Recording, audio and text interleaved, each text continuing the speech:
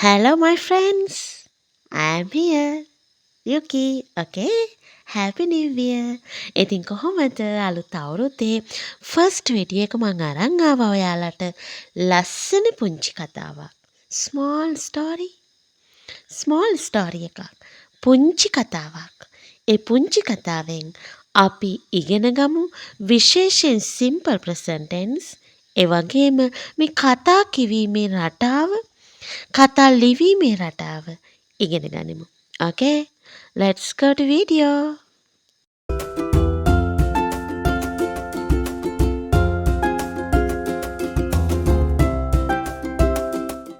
Okay, look at the image. ඔයාලට මේ පින්තූරය දිහා බලපුවහම පේනවා ලස්සන කුරුල්ලෙක්, a beautiful bird. ලස්සන කුරුල්ලෙක් ඉන්නවා. අපි කතාව කියවගෙන යමු ඉස්සරහට. Winter is approaching. A bird decides to build a nest. Approaching කියනවා ළඟා වෙනවා.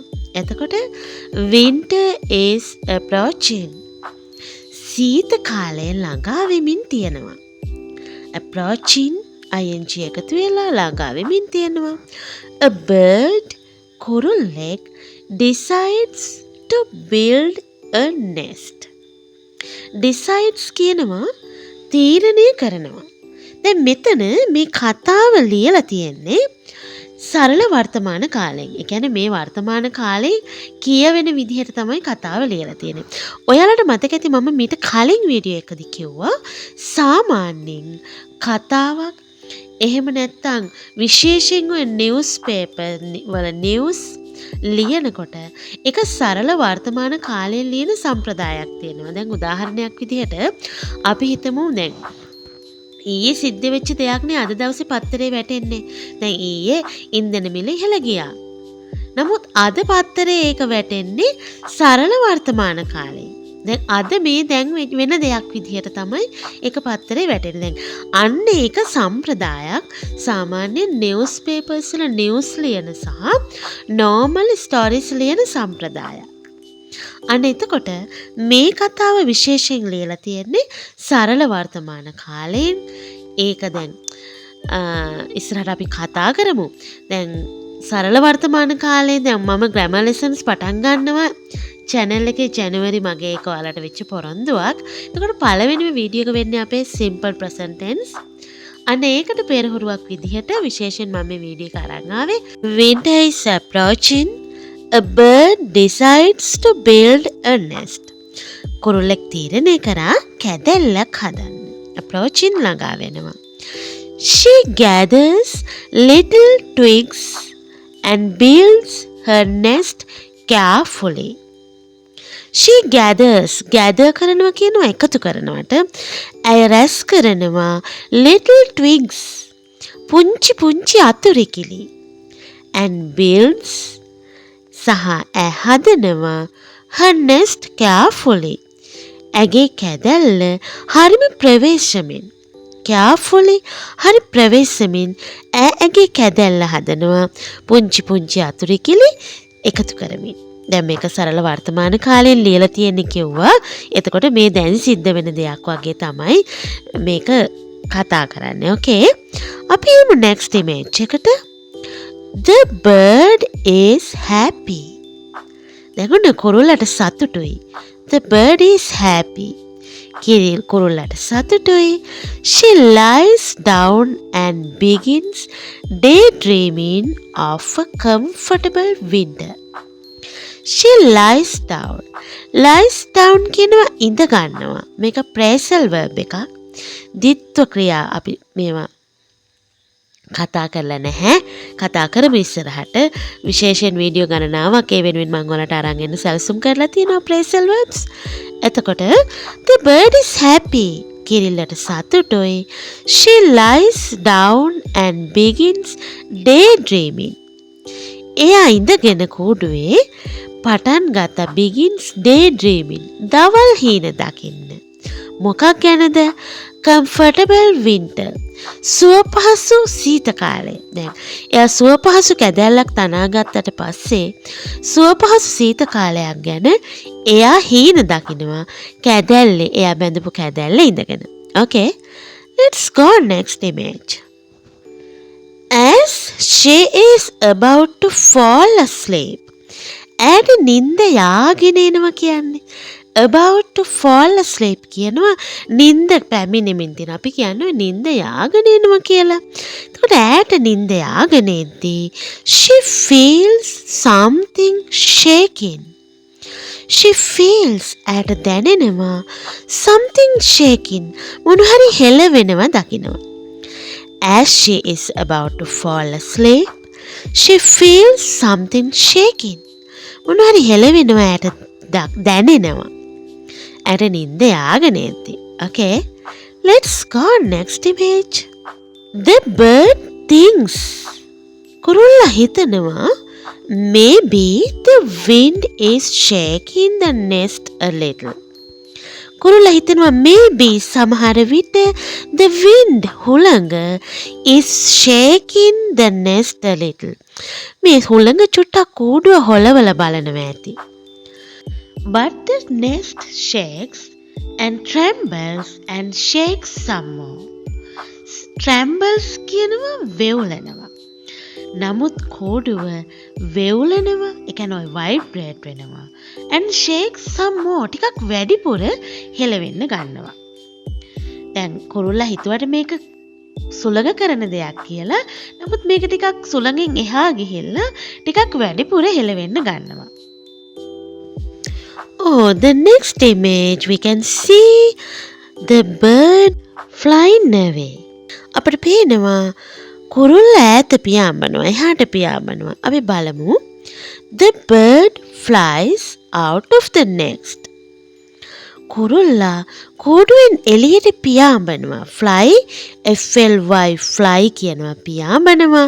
Fly කියන ක්‍රියාපදයට S શબ્දය එකතු වෙලා ඒක වචන නාම පදයක් එක්ක සරල වර්තමාන කාලයේ යෙදෙනකොට y එක අයින් වෙලා ies එකතු වෙනවා.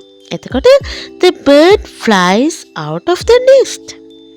කුරුල්ලා කූඩුවෙන් ඈතට, කූඩුවෙන් ඉවතට පියාඹනවා. The next moment ඊළඟ මොහොතේදී the next falls to the ground. අනේ කූඩුව බිමට වැටෙනවා. ground බිමට වැටෙනවා. The nest falls to the ground. කූඩුව බිමට වැටෙනවා. Okay, let's see next one. මොකද්ද තියෙන්නේ? අලියෙක් ඇවිල්ලා නේද? දැන් මේ කූඩුව සෙලවීමට හේතුව අපට රූපෙන් පේනවා. අපි බලමු. The bird sees an elephant using the tree to stretch her back. The bird sees කුරුල්ලා දකිනවා an elephant අලියෙක් using the tree මේ ගස ප්‍රයෝජනයට ගන්නවා to stretch her back. ඇගේ පිට කහන්න stretch කහනවා. stretch කහනවා. stretch her back. ඇගේ පිට කහන්න මේ ගස යූස් කරනවා. මේ ගහේ පිට කහනවා අලියෙක්. ඒක තමයි මේ ගහ හෙලවිලා කෝඩුව බිමට වැටිලා තියෙන්නේ. She is quite annoyed. කිරිල්ලට තරහ එනවා. quite annoyed තරහ එනවා. කෝපයටපත් වෙනවා. This is so rude of you, elephant. මේක ගොඩක් හරි අකාරුණික වැඩක් අලියෝ කියලා කියනවා. This is so rude of you, elephant. මේක ගොඩාක් අකාරුණික දෙයක් අලියෝ. She says to her angrily and flies away. කිරිල්ල අලියට කියලා she says to her. ඇයට කියලා. බලන්නේ භාවිතය. she ඇය says කිව්වා කියනවා to her ඇයට. ඇයට කියලා flies away. ඈතට ඉවතට පියාඹනවා. මේ කිරිල්ල අලියට බැනලා ඈතට පියාඹලා අපි බලමු මොකක්ද ඊළඟට කරන්න කියලා. දැන් ඈට කෝඩුවක් නැහැ. She begins to search a new place. ඇය පටන් ගන්නවා අලුත් තැනක් හොයන්න. She begins to search for a new place. A place තැනක් where elephants can't reach her. අලින්ට ළඟාවිය නොහැකි තැනක් හොයන්න ඔන්න මේ කිරිල්ල වෙහෙසෙනවා. අලින්ට ළඟාවිය නොහැකි තැනක් හොයනවා.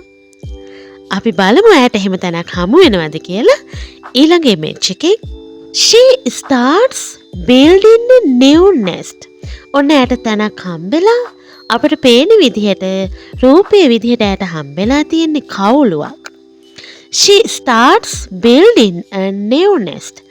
ඇය පටන් ගන්නවා අලුත් කෝඩුවක් හදන්න. Building a new nest. දැන් මෙතන building කියන එක build කියන වචනෙට ing එකතු වෙලා මේක හැදිලා තියෙන්නේ gerund එකක්. අපි gerund ගැන කතා කරලා තියෙනවා. නව කෝඩුවක් තැනීම කියන gerund එක ing එකතු වෙලා.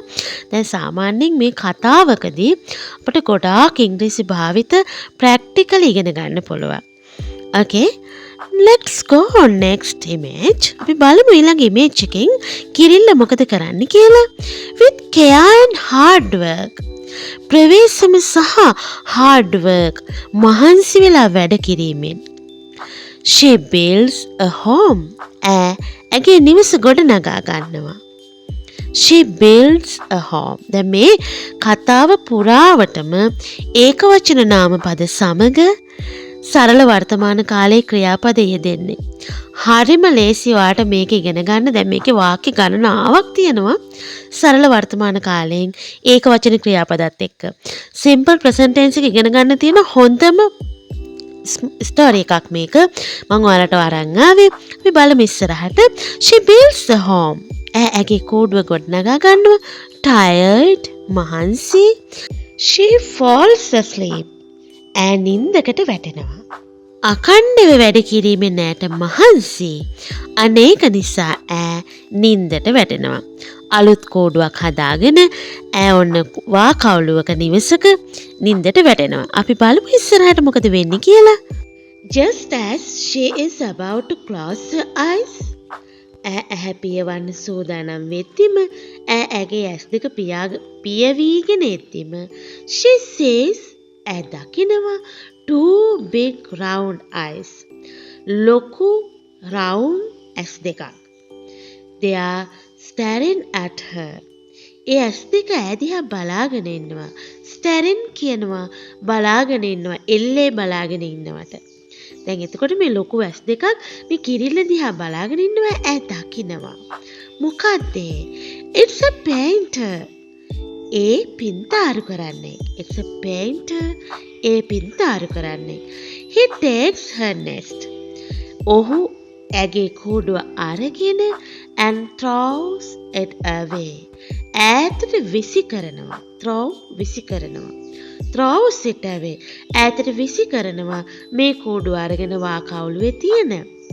හරිම අකාරුණික දෙයක් නේද කිරිල්ලට වෙන්නේ? Then he picks up a brush and starts painting the wall. ඔහුට ගානක් නැහැ කිසි දෙයක් නොවුණු ගානට බ්‍රෂ් එක අරගෙන නැවත වෝල් එක බිත්තිය පේන්ට් කරන්න පටන් ගන්නවා. අපි බලමු කැදැල්ල අහිමි වෙච්ච කිරිල්ල ඊළඟට මොකද්ද කරන්න කියලා. The bird is very annoyed. Annoyed කියන වචනේ අපි කලින් ඉගෙන ගත්තා. කේන්තියටපත් වෙනවා. කුරුල්ලට ගොඩාක් කේන්ති. This is so rude of you human. මිනිහෝ මනුස්සයෝ මේක ගොඩාක් අකාරුණික දෙයක්. හරි රළුයි. මේ රෝඩ් කියන වචනයට පස්සේ ඔෆ් කියන නිපාතය අනිවාර්යයෙන් යෙදෙන්න ඕනේ. අපි ඒ ගැන කතා කරමු ඉදිරි වීඩියෝ වලින්. She says to him angrily. කියනවා ඔහුට කේන්තියෙන් angrily කේන්තියෙන් and flies away. ඈතට පියාඹනවා. Her heart is heavy with worry. බලන්න ඇගේ හදවත වේදනාවෙන් බර වෙනවා. වේදනාවෙන් බරයි. හරි සියුම් සංවේදී වාක්‍යයක් නේද? Her heart ඇගේ හදවත වේදනාවෙන් බර වෙනවා. ඇත්තනේ දෙපාරක්ම කැදැල්ල අහිමි වුණාම හැබැයි අපි බලමු ඇගේ උත්සාහය අත්හරිනවද කියලා. As she flies, පියාඹමින් සිටින්දී she sees a balloon floating in the air. ඈ දකිනවා බැලුන් එකක් අහසේ පාවෙනවා.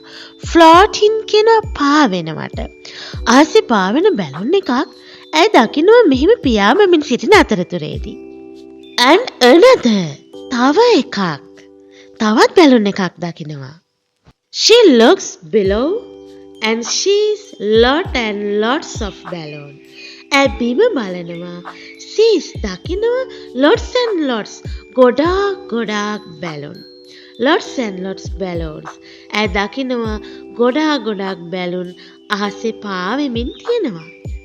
The bird looks at the balloons and has an idea. කිරිල්ල The bird looks at the balloons. Balloon දකිද්දී has an idea. ඈට එනවා අදහසක්. අපි බලමු මොකද්ද මේ කදිම අදහස කියලා. ඔන්න නැවතත් with care and hard work she builds a new nest. This time nobody can disturb her. බලන්න ඈ කොහෙද කූඩුව හදලා තියෙන්නේ කියලා. බැලුන් ටික එකතු කරලා ඈ කූඩුවක් හදාගෙන කාටවත් ඩිස්ටර්බ් කරන්න බැරි තැනක. with care and hard work. ඇයගේ මහන්සි වෙලා ඈ ගොඩනගා ගන්නවා. she builds a new nest. නව කැදැල්ලක් ගොඩනගා ගන්නවා. and this time මේ වෙලාවේ නම් nobody can disturb her. ඈට ඩිස්ටර්බ් කරන්න කාටවත් බෑ නේද? ඉතින් මේ ලස්සන කතන්දරේ පුරාම මම ඔයාලට අරන් ආවේ සරල වර්තමාන කාලයෙන් වාක්‍ය මේ කතන්දරේ ලියලා තියෙන්නේ කවිතා සිං කියන මහත්මිය. ඉතින් මේ කතන්දරෙන් ඔයාලා ගොඩාක් අලුත් භාවිත ඉගෙන ගන්න ඇති කියලා හිතනවා. තව විශේෂ දෙයක්. මේ කතන්දර PDF විදිහට කතන්දර 50ක් ලබා ගන්න පුළුවන්. මේ WhatsApp නම්බර් එකට ඔයාලා මැසේජ් එකක් දාන්න පුංචි මුදලක් ගෙවන්න සිද්ධ වෙනවා. එහෙම නැත්නම් මේ කතන්දරවල printed copy පොත් විදිහට නෙවෙයි sheets විදිහට ඔයාලට ලබා ගන්න පුළුවන්. පොත් විදිහට ගන්නකොට ගොඩාක් cost එකක් යනවා. නමුත් sheets විදිහට A4 sheets වල printed sheets විදිහට ලබා ගන්න පුළුවන්. ලස්සන පින්තූරත් එක්ක කතන්දර රාශියක්. ඉතින් මේවා දැනගන්න නම් WhatsApp නම්බර් එකට මැසේජ් එකක් දාන්න.